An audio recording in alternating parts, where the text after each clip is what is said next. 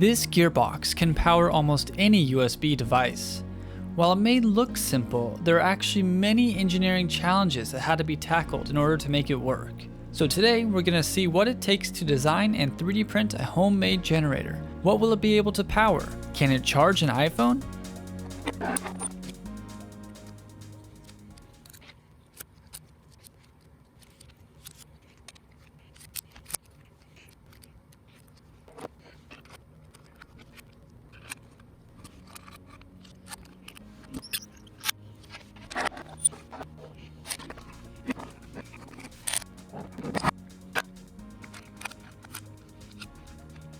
You may have already seen my other gearbox videos where I try to see how fast I could get a 3D printed gearbox to spin. My current record is about 9,000 RPMs, and that's with the drill attachment. I received tons of great feedback and suggestions, and I've implemented most of them into this new design. The first major improvement is using herringbone gears instead of spur gears. The gears can handle a lot more torque, they self-align, and they're much quieter. I also optimized the tooth size for the amount of torque that each gear is subjected to. The gears closer to the handle or input are extra strong and have large teeth. I printed them with PETG because it's stronger than PLA. The first two gears have the largest teeth, and as you progress to the next gears, the teeth get smaller and smaller. Let's take a look at why this is. You could almost think of a gear as a lever, or a teeter-totter on the playground. If the pivot point is perfectly positioned in the center, then the force on either side has to be the same for the system to be in equilibrium. But what if we move the pivot point over? You'll need more force on one side for it to be in equilibrium. This is kind of like how the gearbox works. I could take a light weight and put it on this side that has the longer lever arm, and I could take a much heavier weight and put it on the side with the shorter lever arm. It's kind of like having the big heavy kid on one side of the teeter-totter and the small lighter kid on the other side of the teeter-totter. Here's the diagram again. So the small gear is kind of like the small side of the teeter-totter, and the large gear is like the bigger side of the teeter-totter. If you add more gears, it's kind of like multiplying the teeter-totter effect. I could hang a really heavy weight on one side and a very light weight on the other side. So the teeth on the right side have to be much stronger because they have to be able to handle a lot more force. Compared to the gear on the left side, the teeth can be much smaller because the force is much lighter. Now that we understand how the forces work in the system, what is the speed relationship between the different gears? These two gears have a 3:1 gear ratio. That means the gear on the right has 3 times as many teeth as the small gear on the left. If I draw a line on the same spot of both gears and I rotate the gear, you can see the small gear has to rotate 3 times before it comes back into alignment with the gear on the right. If I add another gear to the system, we essentially have 2 3:1 gear ratios. So we have 3:1 and then 3:1 again. So all you have to do is 3 times 3 and you get a 9:1 ratio.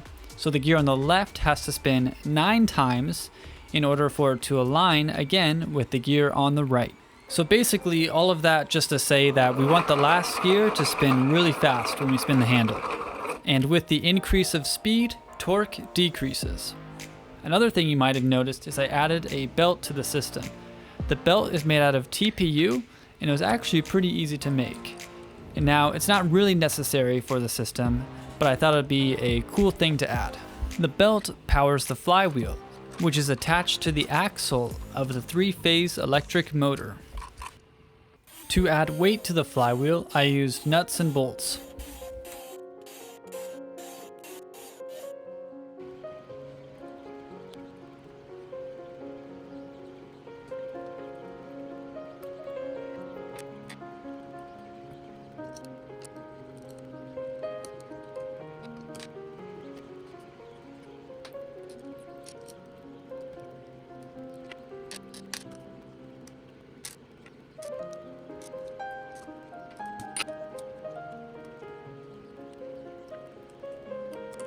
Let's take a look at some of the other improvements for the design. I added mounting holes so you can mount it to a tabletop or a workbench. Also, the generator/flywheel module just bolts right onto the main gearbox body. The handle also has a cap that bolts it into place. There's also a built-in adapter hole for a drill. The handle and drive gear are significantly stronger. The flywheel is also on a slot which allows you to tension the belt. I also added a handle that attaches right to the top. That way it's easy to hold the gearbox down if you don't want to clamp it or mount it to your desk. The gearbox is cool and all, but we want some power.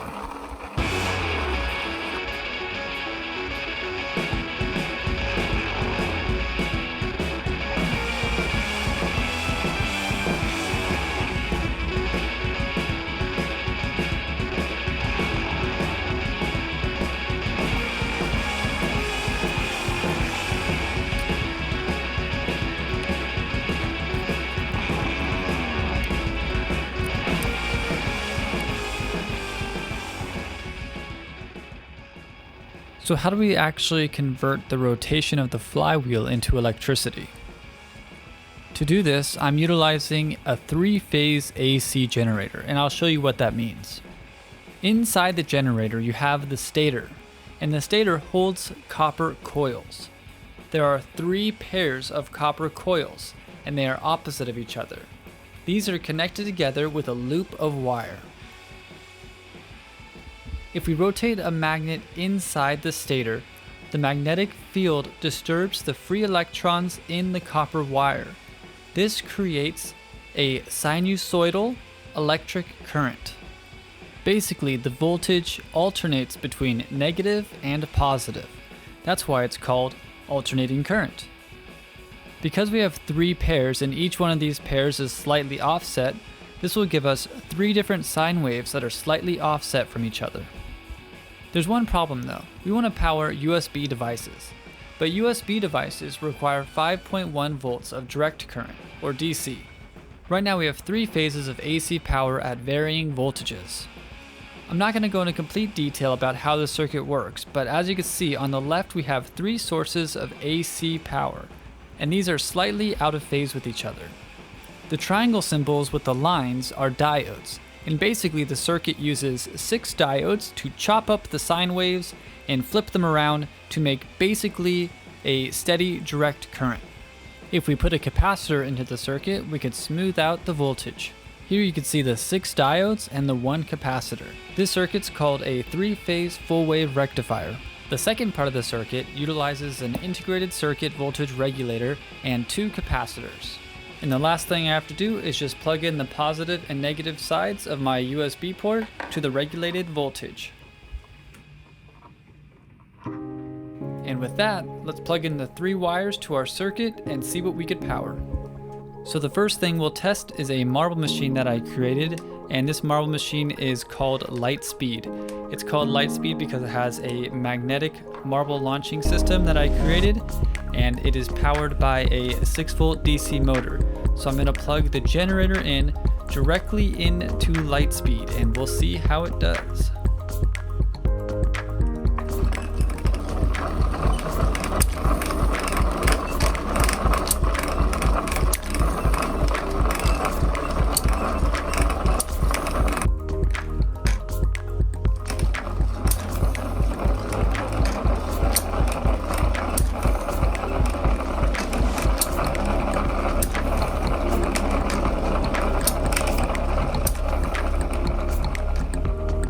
So as you can see, it has no issue running this marble machine. The voltmeter does say 4.9 volts though. So here's the next challenge. Can it run 2 marble machines at the same time?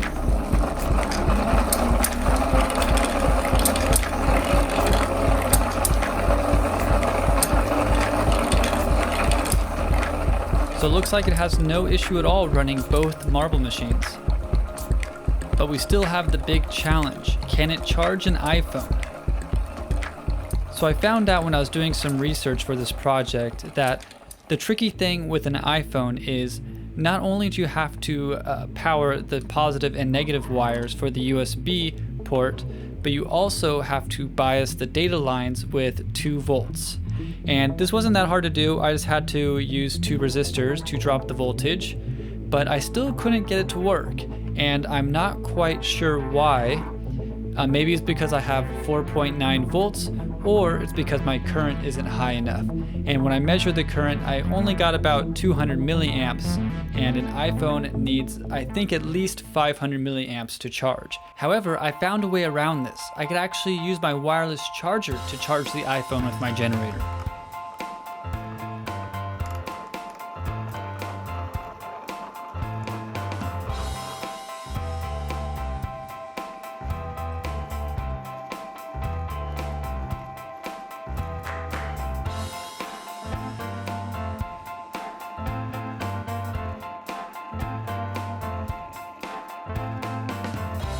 I definitely think I'm underpowering the wireless charger because it does cut out every once in a while. This generator is definitely not the most efficient generator in the world, and it's definitely not that practical, but this sure was a fun project to work on. I hope you enjoyed this video.